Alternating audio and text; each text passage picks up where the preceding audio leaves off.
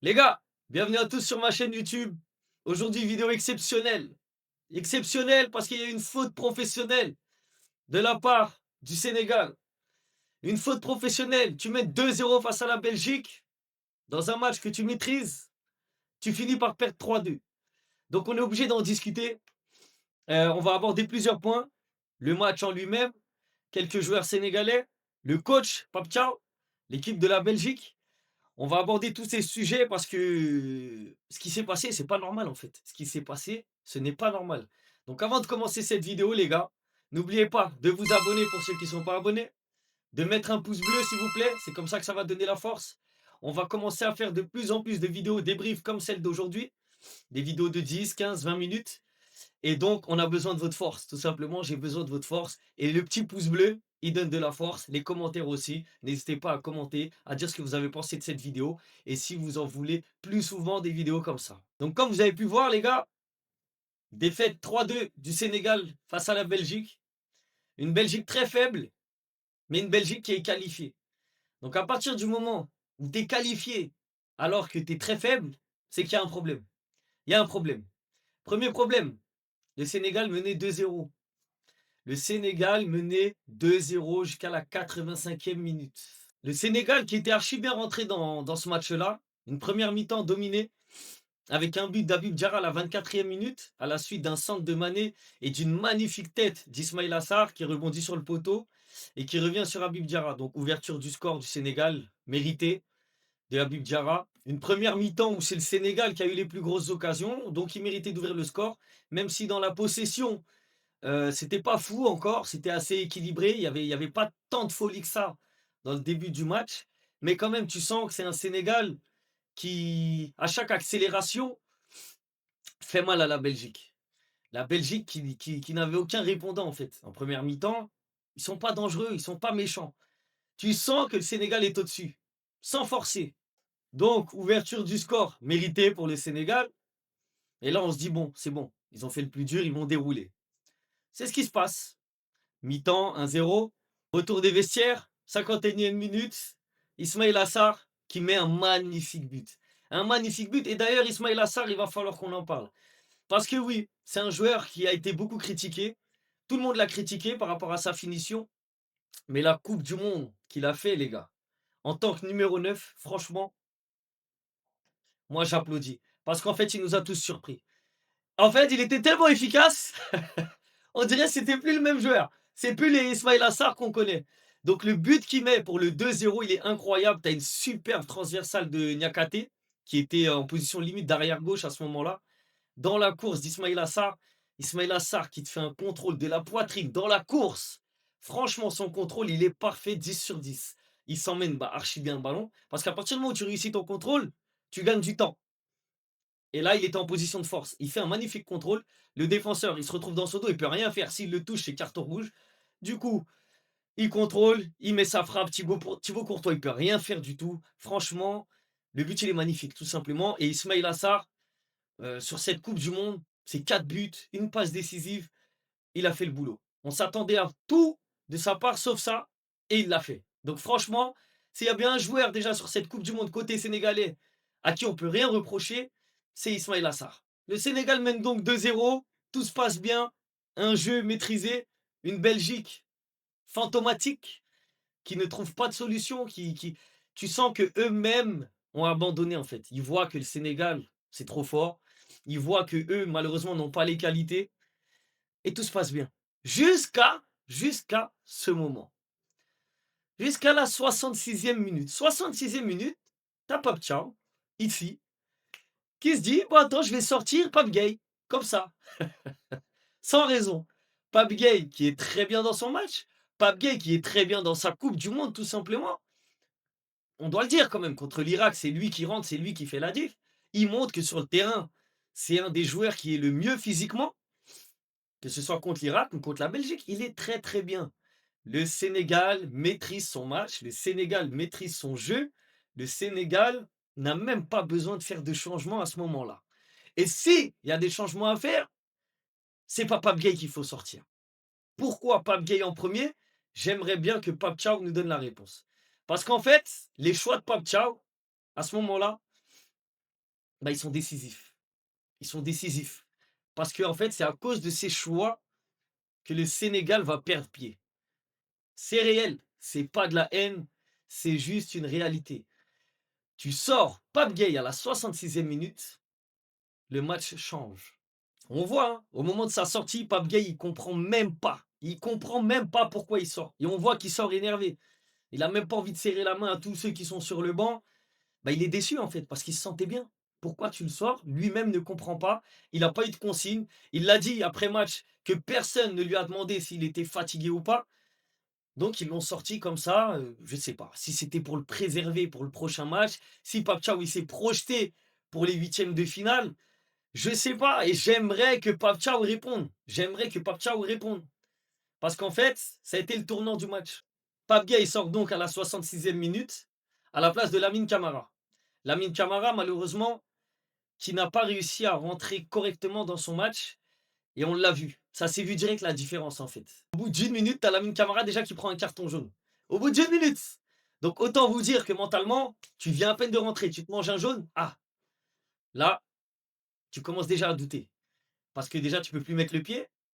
Tu as pris un jaune au bout d'une minute, alors que tu aurais pu prendre un jaune, aller vers la fin du match, tu sais, histoire de casser une action, etc. au cas où. Mais maintenant, tu peux plus le faire. Donc tu tues ton joker là, dès le début. Dès que tu rentres la mine, tu tues ton joker.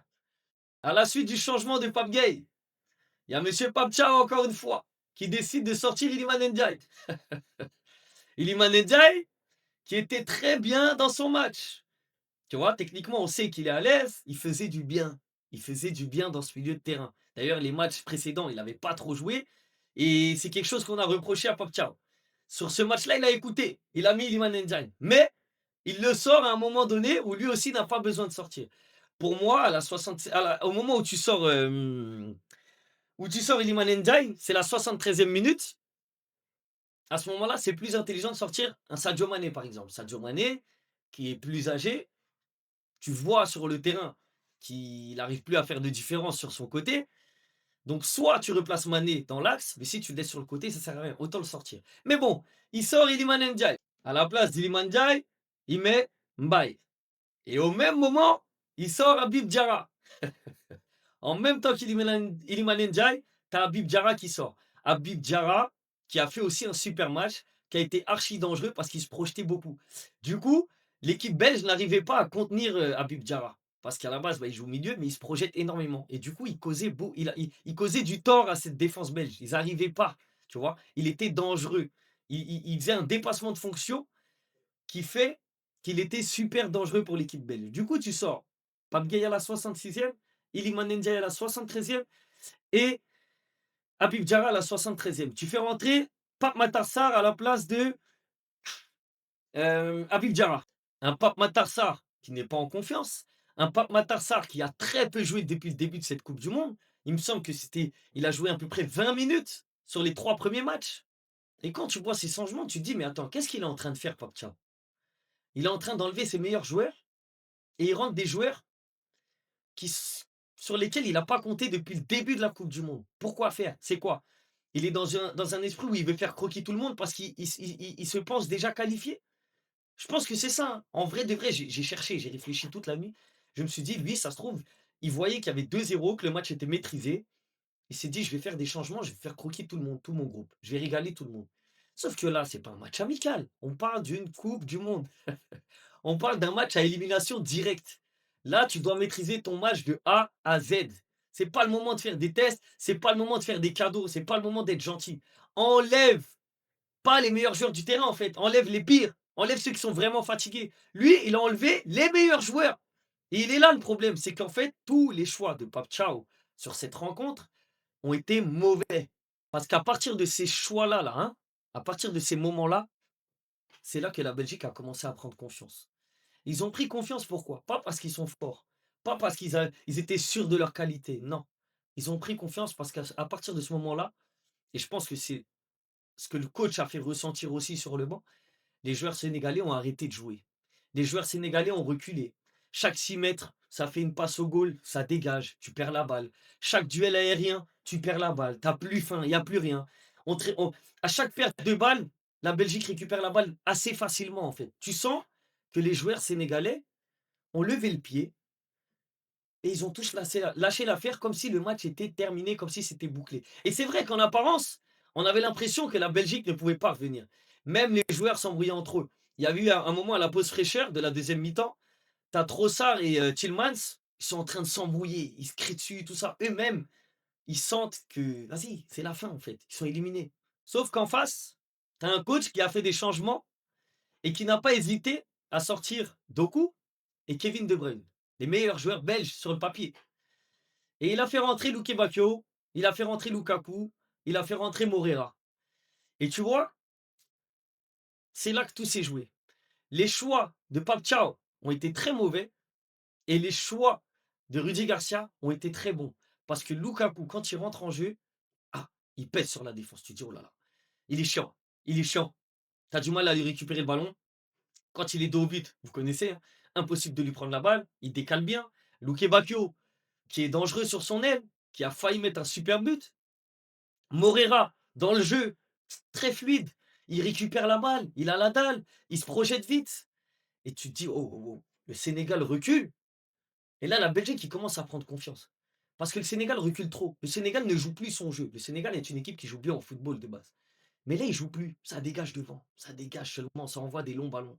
Ismail Assar, tout seul, il peut rien faire. Ibrahim Baye, il est tout petit. Il peut rien faire. Ibrahim Baye, en plus, il est mal rentré dans son match. Ça commence à sentir bizarre. Et tu te dis que là, si la Belgique met juste un but, bah c'est pourri en fait. Ça va pas sentir bon. Le scénario, on le voit venir. Mais on le voit pas venir parce que la Belgique est forte. On le voit venir parce que le Sénégal recule. Le Sénégal ne joue plus. Et ce qui devait arriver, arriva. 86e minute, tu as un joueur sénégalais qui essaye de dégager. Je crois que c'est Moreira qui compte la balle parce que c'est sur un contre, hein. Le premier but, allez voir, c'est sur un contre, à l'entrée de la surface. Donc tu as un Sénégalais qui veut dégager, Moreira avec le pressing, parce qu'ils ont pris confiance, là, ils commencent à presser, ils se disent, il y a moyen de faire quelque chose. Pressing haut, il contre la balle, ça arrive sur Meunier, Meunier qui fait un centre, tu as Romelu Lukaku, tel un vrai numéro 9, qui met son but, il dévie. Et franchement, le but en soi, c'est pas une construction, c'est un contre favorable pour la Belgique, mais sur les 15 dernières minutes, c'est mérité. C'est mérité et encore plus pour Lukaku. Parce que l'entrée qu'il fait, c'est lui qui met de l'impact. Tu vois, il mérite. Pourtant, ce mec-là a joué 60 minutes dans la saison. Il a joué 60 minutes. Et là, tu dis 2-1, 86e. Là, tu dis, bah voilà. Le pire scénario est là. Il est devant tout le monde. Tu joues plus à 2-0. Tu te manges le 2-1 à la fin. La Belgique qui n'a plus rien à perdre et qui va forcément pousser. Scénario catastrophe. 89e minute. Tillmans, vous dites comme vous voulez. Centre de Trossard dans la boîte, au milieu au niveau du point de pénalty. Tillmans qui est entouré de Niakate.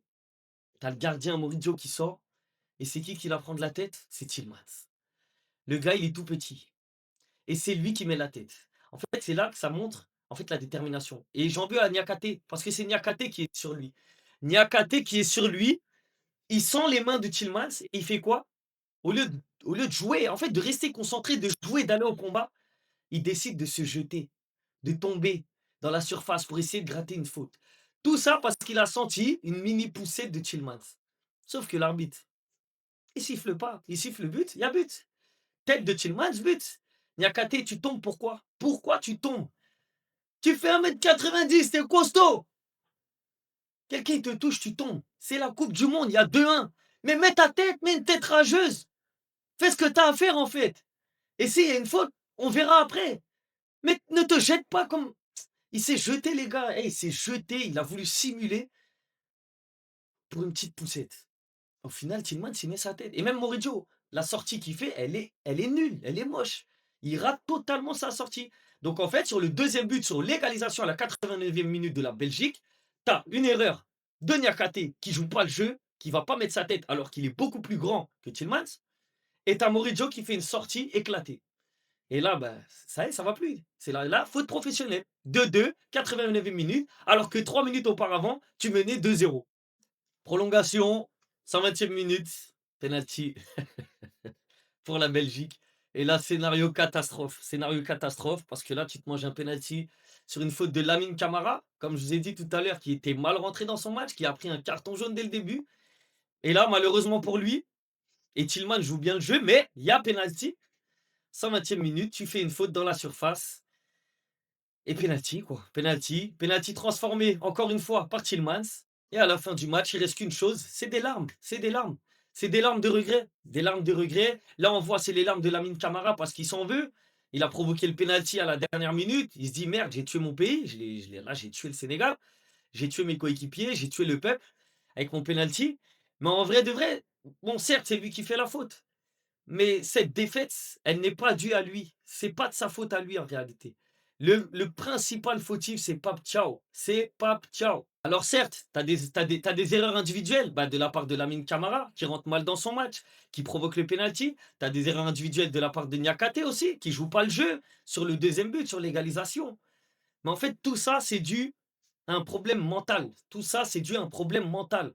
Et ce mental-là, c'était Pape Thiaw qui devait le retransmettre. Mais justement, c'est lui qui a retransmis une mentalité en mode ça y est, tranquille, on est qualifié, les gars.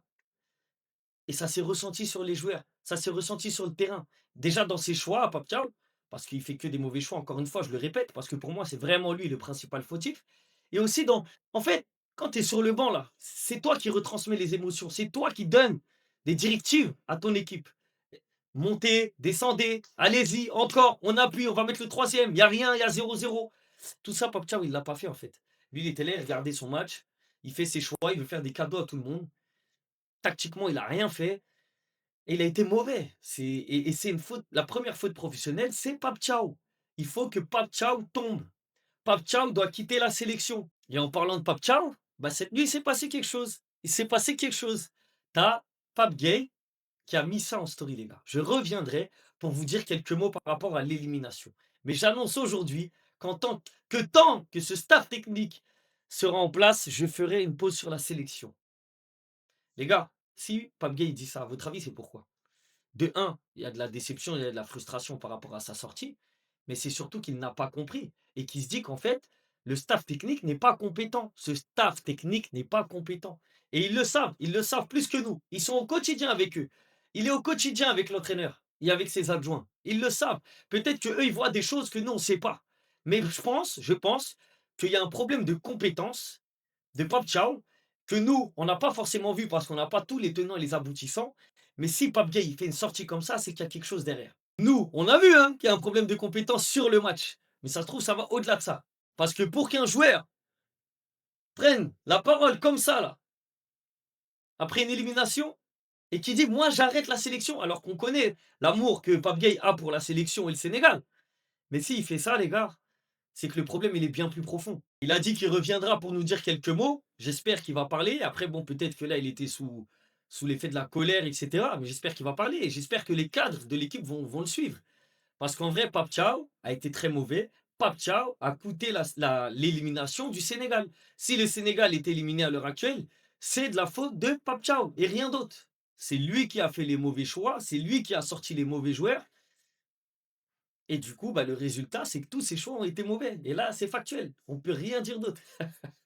On ne peut pas lui trouver d'excuses, en fait. Il n'y a rien à dire. Pape Thiaw, tu as flopé.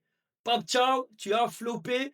Tu as lâché ton équipe. Tu as fait n'importe quoi. Tu t'es vu trop beau. Tu n'as pas été humble sur ce moment-là. Tu as cru que ça y est, la qualification était acquise. Mais tu devrais savoir, à ce niveau-là, qu'un match, c'est 95 minutes. Un match, c'est pas 60 ou 65 minutes. Un match de foot, c'est 95 minutes. Regarde l'équipe de France. Regarde l'équipe de France face à la Suède. Il y avait 3-0. Même à 2-0, tu sens que la France est qualifiée, que la Suède ne peut rien faire. Est-ce qu'il sort Mbappé au lycée Dembélé? Non. Est-ce qu'il sort Rabiot au milieu de terrain directement? Non. Il laisse les meilleurs joueurs. Il laisse les meilleurs joueurs pour appuyer encore. Et là, quand il y a 3-0, tu commences à vas-y. T'es fatigué un peu? Ouais, non, vas-y, sors. Et là, tu fais croquer tes joueurs qui sont sur le banc. Mais à 2-0, jamais de la vie. Et encore moins à la 66e minute. Si tu fais tes changements à la 85e, je veux bien. Mais pas à la 60e. Il reste trop de temps. Reste en place. Ton équipe est bien. Pourquoi tu changes une équipe qui est bien? Pourquoi faire? C'est quoi le but? Franchement, non. T'as énervé tout le monde. T'as déçu tout le monde. À l'heure, là, le Sénégal est éliminé en 16e de finale. Les objectifs, c'était pas du tout ça. Au début de la compétition, avant la compétition, ça parlait de quart de finale, de demi-finale, tu vois? Il y avait aussi même un petit rêve de finale, même si, moi j'y croyais pas à la finale parce que voilà, on va pas se mentir, il y a encore des choses à faire, il y a encore, un manque de niveau et cetera par rapport à d'autres équipes. Mais 16e de finale, mais quelle déception!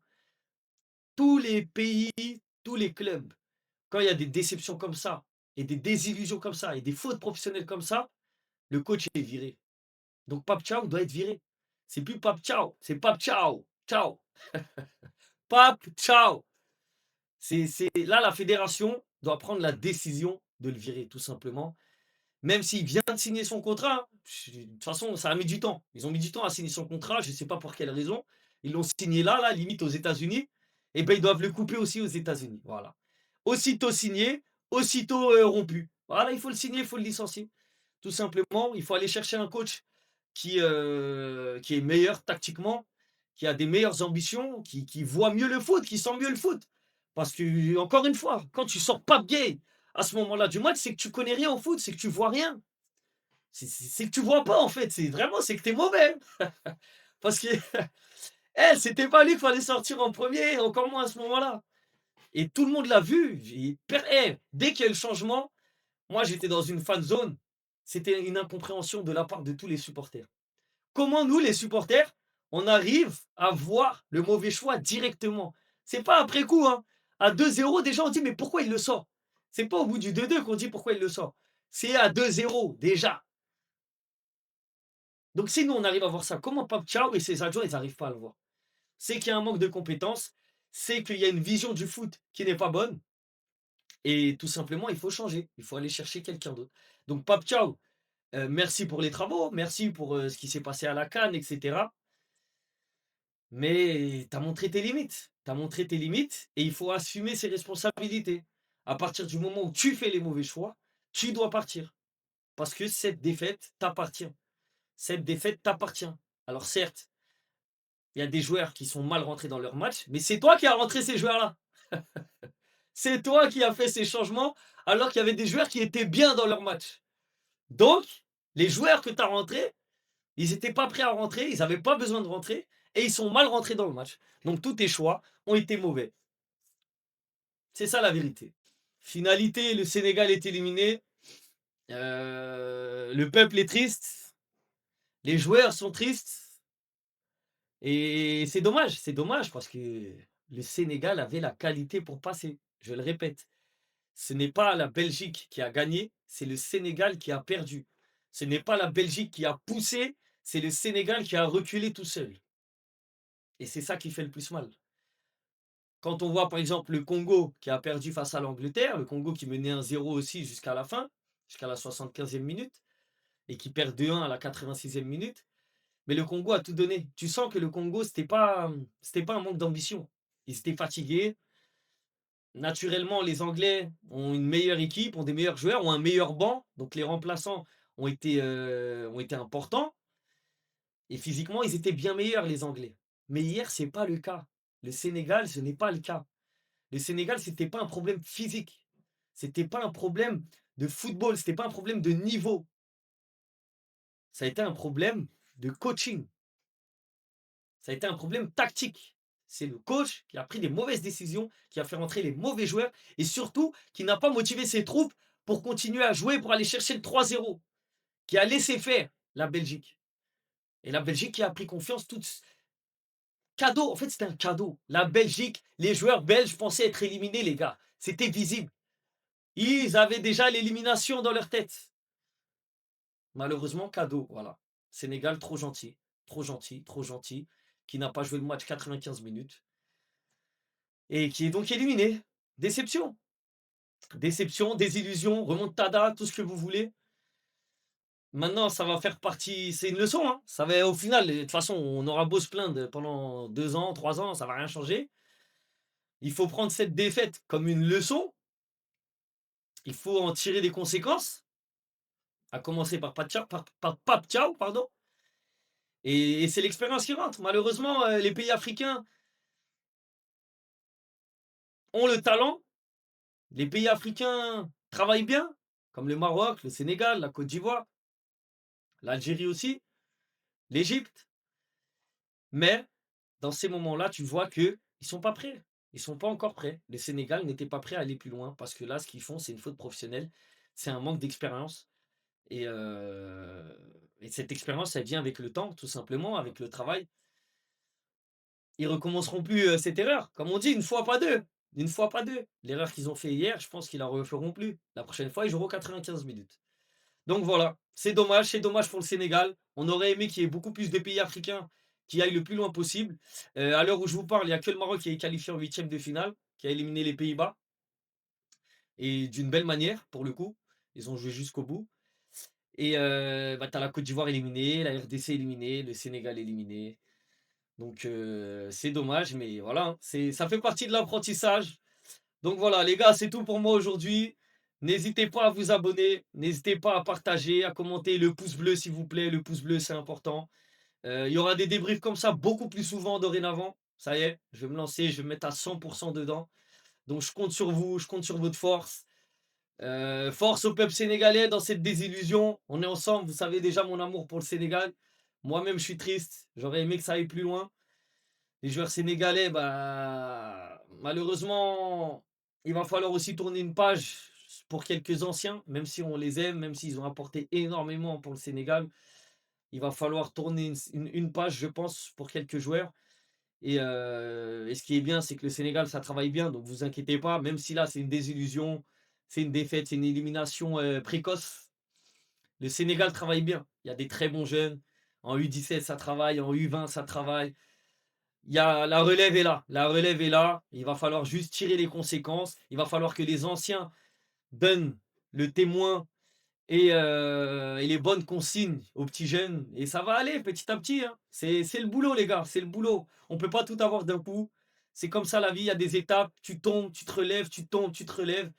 Jusqu'à un jour où ça y est, tu arrives à courir correctement. Donc voilà. Les gars, merci à vous pour la force. On se retrouve très prochainement. Prochaine vidéo, je ne sais pas quand, mais ça c'est très vite. Restez connectés, abonnez-vous. Comme ça, vous avez les notifications dès qu'il y a une nouvelle vidéo. Et j'espère que ça vous a plu. J'espère que j'ai pas été trop long. Je parle trop. Et donc voilà. On est ensemble, les gars. Bonne journée à vous. Force, faites attention à vous. Et peace.